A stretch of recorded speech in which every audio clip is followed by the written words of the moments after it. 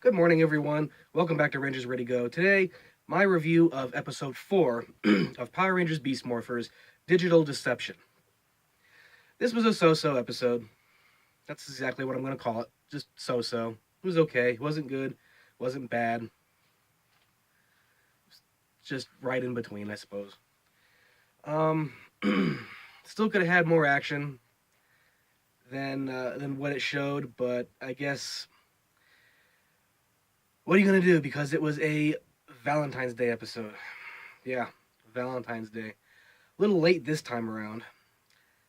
Just this past, I think it was September, October, something like that. Basically, this past fall, Super Ninja Steel did a Valentine's Day episode. While theirs was early, apparently Beast Morphers Valentine's Day episode is late. So maybe one day they'll get their heads together and actually release a Valentine's Day episode on or at least near Valentine's Day.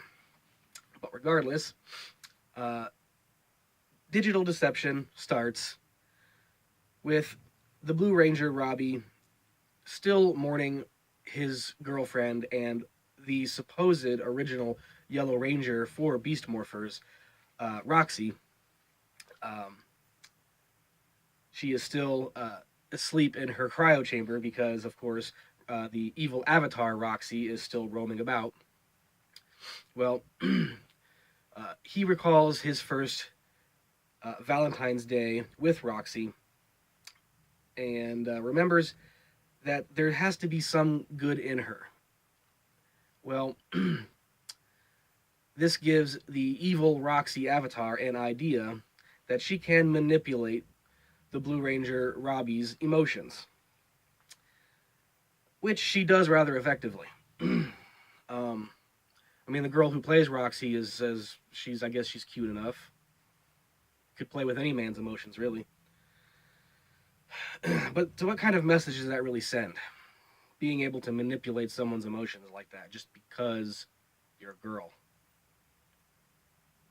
and this boy has a thing for you. Well,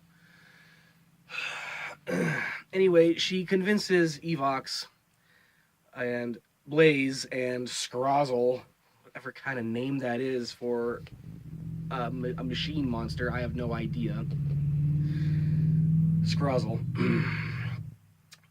That she will try to manipulate him and get them to get him to help them get more Morph X energy to fuel their own evil plans. Well, it's not quite what happens for some reason because they don't go after Morph X energy. Instead, Roxy asks about the neural, what was it? Says some kind of like neural interface that basically the same thing they used to upload Evox's virus originally to that infected Blaze and Roxy, turning them into evil avatars. And I guess their plan is to turn Robbie into an evil avatar as well. So he actually goes as far as letting himself be manipulated by the evil avatar Roxy, obviously wanting there to be some good in her, but there's not. She's still all evil. He actually takes the neural interface, again, whatever it is they called it. He basically steals it from the Grid Battle Force lab, and doesn't get in trouble for it, by the way, which is a little bit strange. Takes it and gives it to Roxy. And Roxy claims she was going to use this to turn herself back to normal, to eliminate the virus that's inside of her, so the real Roxy can wake back up. Well, it obviously that's not what she wanted. They end up making a construction type monster that has a huge shovel for a right arm. This villain was featured in Tokimei Sentai Go Busters. So far, all the villains that we've seen were in Tokimei Sentai Go Busters. Well, she decides to obviously turn on him, betray him seemingly, and use the neural interface on Robbie. This is a strange thing I wanted to point out is that the neural interface it looks like a small portable satellite dish, in a way, like a wave tuner almost. And at first she's holding it. She plugs it into her laptop to upload the virus, and she's holding it while the monster is holding Robbie. And she says she's going to turn him into an evil avatar. Okay, that's well and fine. But then all of a sudden she just lets it go, and it starts floating above his head. I didn't know it could do that because originally it was plugged into the tanks to the stations where the Rangers originally morphed into Rangers. I didn't. It doesn't look like it could float in any way, shape, or form, but it does. It just floats there in midair and emits a blue beam that somehow paralyzes Robbie, and it waits for the virus to be uploaded to turn him into an evil avatar. That I just thought it was a little bit silly because we never saw this thing float before. No indication that it would have just floated. I just thought she would have held the neural interface right there, and boom, it would turn Robbie into an evil avatar. No, it's got to magically float above his head. While this is going on, there was a bit of a strange side story, not even a really story, just a thing really, to where our comedy relief duo, the brother sister duo from Grid Battle Force, are chasing a bee. They're chasing a bee. You know, I complained a lot about Victor and Monty in Ninja Steel and Super Ninja Steel about them being just complete asinine, overblown versions of Bulk and Skull that, of course, we didn't need, not necessary characters at all. And that I didn't want to see another comic relief duo in Power Rangers. It's not needed, but for some reason, they're still trying to push these characters on us um, to give us the impression that they're funny. These two, at least with Victor and Monty, at least they were somewhat funny in the sense that you could make fun of them. These two characters you can't even really make fun of. They don't really give you anything to go off of. They just seem completely, utterly pointless and useless characters. I mean, chasing a bee through Grid Battle Force. By the way, the CG on the bee is terrible. I haven't seen CG on an insect that bad since Alan Cumming in Son of the Mask. If anyone's seen Son of the Mask, I'm sorry, but again, that was terrible CGI on that bee, even though it had Alan Cumming's face.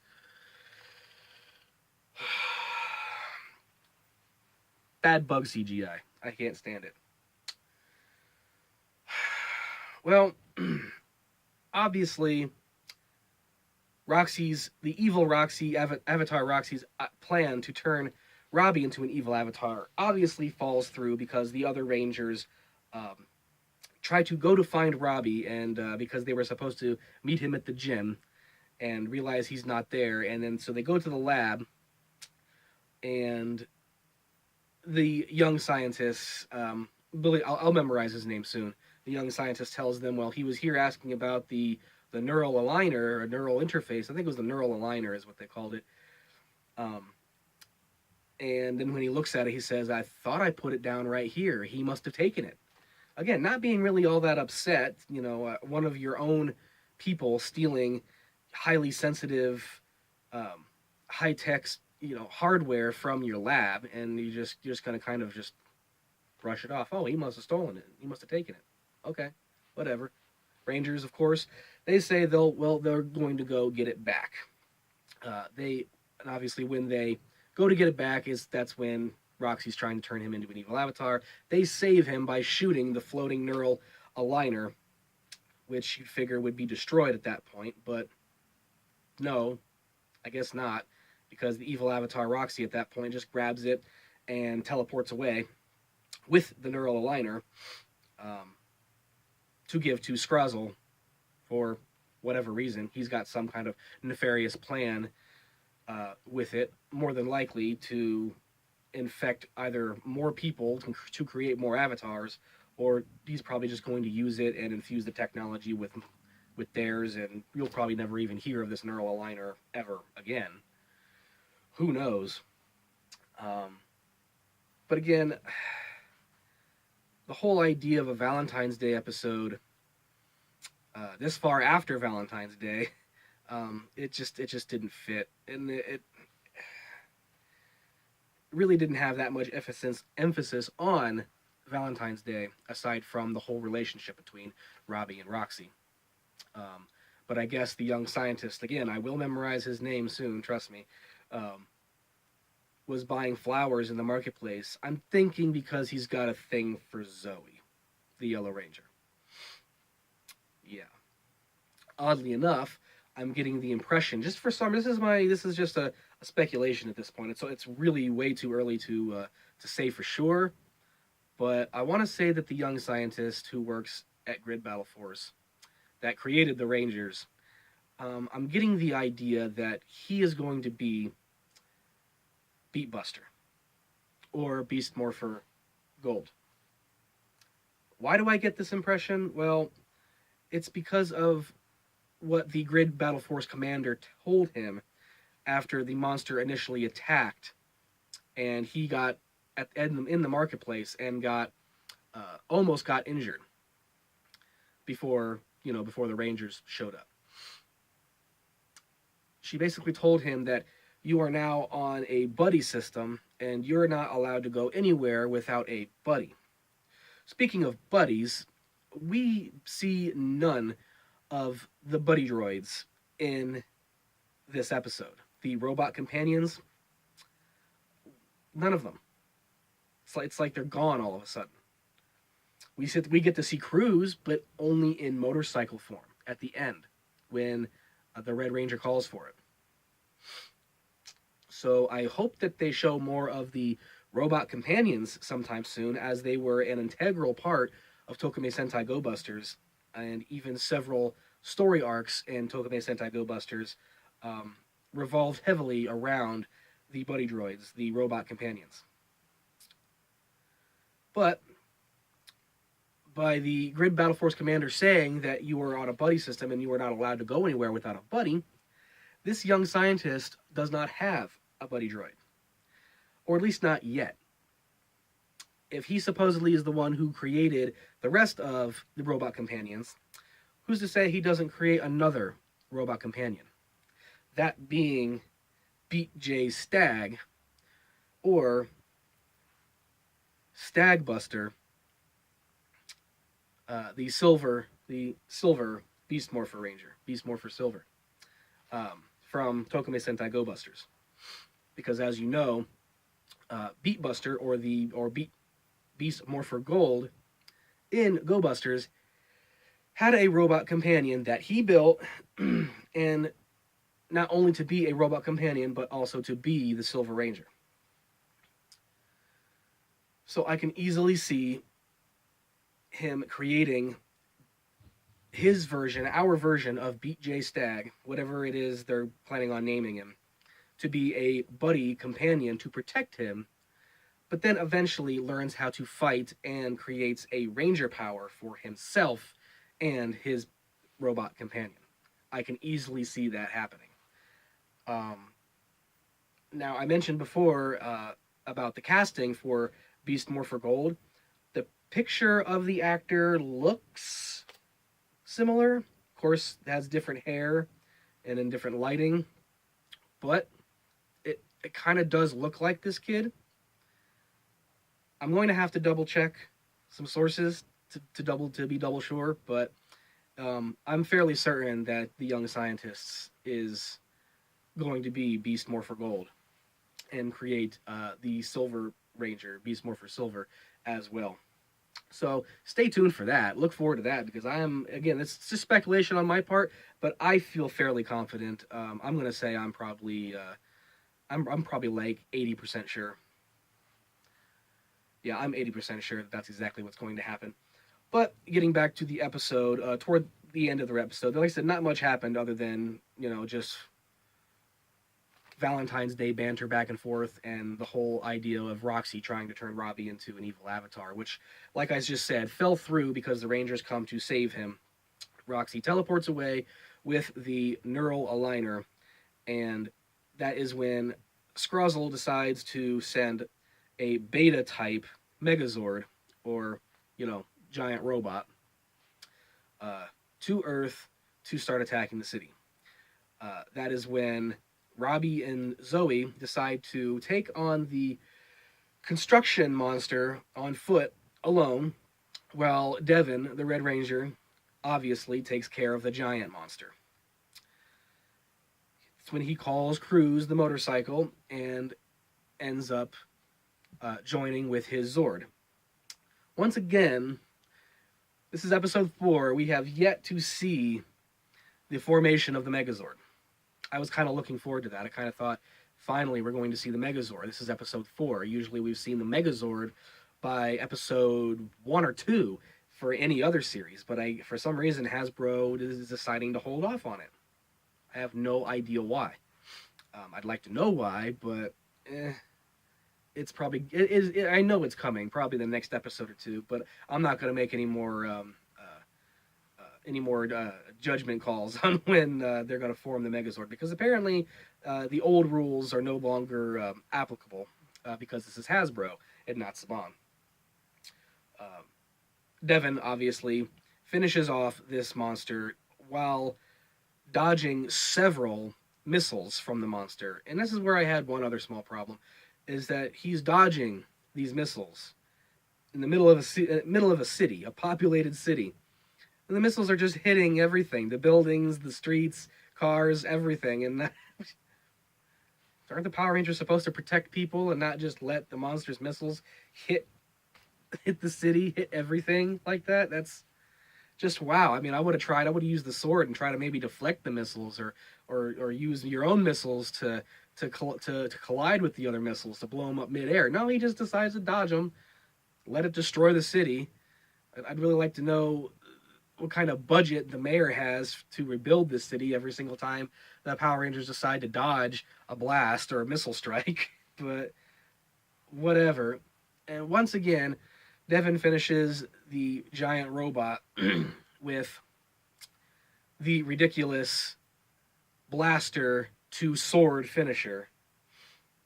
Again, I'm just going to reemphasize, this is probably the second or third time that I've mentioned this. Using a blaster in the cockpit of your Zord to control a giant sword to deliver the finishing strike is stupid. It's just plain stupid. So, but I really doubt they're going to change it. They're not going to change it. Obviously they think it works for whatever reason. And they created this blaster for the cockpit, obviously just to sell an extra toy that didn't exist for the Bandai of Japan version of the toys from Tokamei Sentai Go Busters. That blaster just plain didn't exist, but gotta make more new toys to sell, even though those toys aren't even available for purchase yet. I hear sometime soon, but I'm not quite sure when. I keep looking, I keep checking, I keep seeing the toys, pictures of the toys online, but no one carries them yet. So I think for this Tuesday's upcoming Toku Talk Tuesday, I think I'm going to focus on that topic. I'm going to do some research and try to find out an actual release date for these toys, because I plan on not only collecting some of them, but reviewing several of them as well on this channel. So stay tuned for that, guys.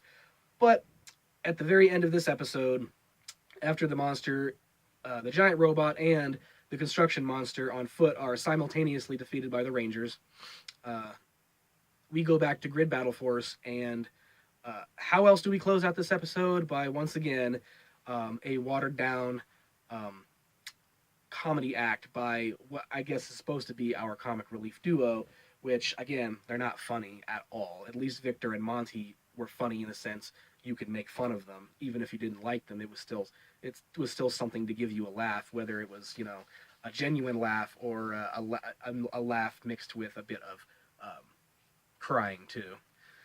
But no, these two just plain aren't funny. It ends with them chasing the same bee uh, in Grid Battle Force. They trap it in a room, hang a giant sheet of flypaper,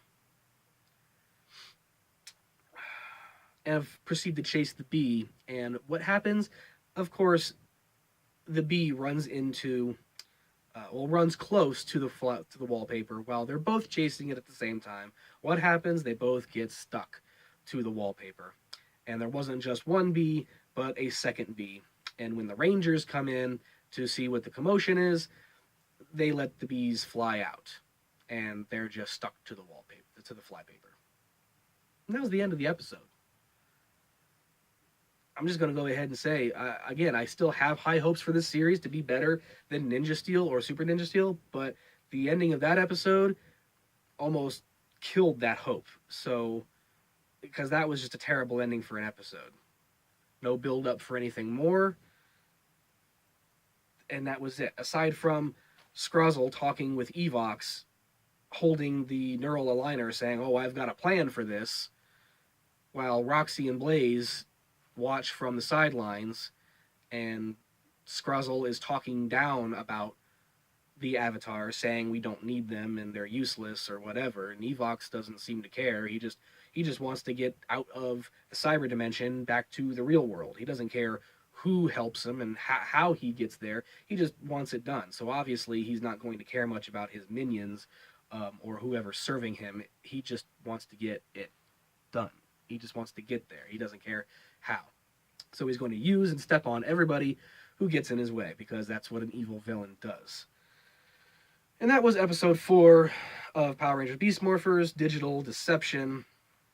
Again, a late, very late Valentine's Day episode. I hope from this point going forward, if they're going to do a holiday themed episode, release it closer to said holiday. That way it makes more sense, at least in terms of, the theme that you're going for. Because it's nowhere near Valentine's Day, guys. It's 2 days away from, like a day or two away from April 1st. That's April Fool's Day. Valentine's Day was 2 months ago. So, yeah, get your heads together, guys. But until my next review of Power Rangers Beast Morphers, I shall see everybody on Tuesday for Toku Talk Tuesday. Please leave comments in the section below. Let me know what you guys thought of the episode. As always, did you like it? Did you hate it? What can be improved? What are you tired of seeing already, if anything at all? And I will offer my rebuttal to any said comment. Thanks for watching, guys. And until next time, I'll see you later.